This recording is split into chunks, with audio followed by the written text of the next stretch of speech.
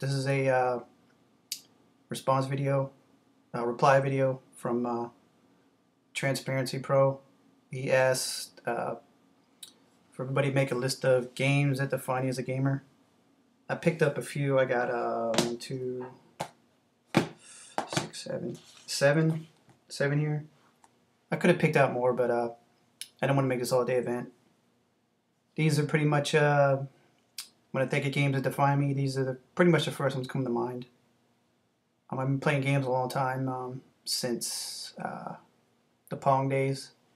My first console was actually a Pong machine. But anyway, I think I want to start out with Resident Evil Director's Cut. I give this game a lot of credit because it pretty much got me back into gaming. After Super NES, I kind of took a break from it. Wasn't really huge into it. And one day I always missed it, so I decided to pick up PlayStation 1. And this was the first game I picked up with it. Didn't know anything about Resident Evil, didn't know anything about the game. I took a look at the front cover. I looked at the back and said, wow, man, looks like something I might like. And I put it in, and I was just blown away by it. Just the atmosphere of the mansion and the story, and it just really sucked me in and got me hooked into the series. I'm a huge Resident Evil fan, and been a gamer ever since. PlayStation 1, 2, I own a PlayStation 3, all those. It's just a great game. This is still a copy that I bought back in 90, oh shit, wasn't it? 99, somewhere around there, 98. I was still in college then. And, awesome game. And the other games I got are 2 from the PlayStation 2 actually. And the first will be Medal of Honor, Frontline. You might be asking yourself why I picked this to define me as a gamer. Because this game is the one that actually got me into first-person shooters. Before this game, I would never touch a first-person shooter. For some reason, I didn't like them. If it wasn't third-person shooter, I wouldn't touch it. But I picked this up, and I'm a first-person shooter fan ever since. And third-person, but I credit this game with getting me into the first-person shooter genre. And it's at the time, it was just incredible. You had the D-Day landing on the beach. And in my opinion, it's probably the last decent Medal of Honor game. Decent story. I still remember some of it. And the firefights were good. Enemy AI was pretty sharp. And the next game is also a PlayStation 2 game. And it would be Metal Gear Solid 2. I did play Metal Gear Solid on the PlayStation 1. I loved it. I actually owned the very first Metal Gear Solid for NES a long time ago. I bought it. I just remember it being very, very difficult to play. It was very, very hard to play. I think maybe I got through the first 2 levels, maybe. And it came out with a giant map, big paper map at the time. So you're playing a game, you're looking at this huge map over here, trying to figure out where to go. But I think Metal Gear Solid means a lot to me I think because maybe the story and the sneaking aspect and the graphics. At the time when this came out, there were no other games looking like it graphically. And I still play it, even to this day. I just picked up the Metal Gear Solid HD remake. And this was the first game that I actually started playing, so still the same copy from back in the day. And the next 3 games, I got GameCube games. To me, GameCube games really had more of a lasting effect on me than other systems. And the first would be Tales of Symphonia. This game really was the game that got me into RPGs. Before this, I would never really touch RPG. And it's just an awesome game altogether.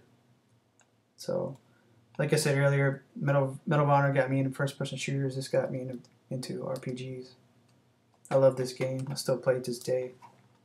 I would never sell this copy. Great characters, great story. I remember all the characters' names still. I mean, if you think about it, try to think of a game you played 3 or 4 years ago that you can even remember the characters' names. You know, there's very few. It's kind of the mark of a good game. If you can look back on it maybe months or years from when you beat it, and you can actually remember the storyline and the characters. And the next GameCube game would be Metroid Prime. Awesome, awesome game. Great atmosphere, great soundtrack. The story's good, you know. I mean, you have to find out most about it reading the scanning and reading the whatever the computer modules and shit like that. But other than that, man, it was still a great game. I love it. I love the worlds, the snow world, Vendrena drifts. Awesome music though. Wow, what a great game. Got me into the Metroid series. Before this, I never played a Metroid game. I didn't plan on buying this either. I was in Big Target or somewhere, and they had the demo running up and running. I said, man, I'll check it out.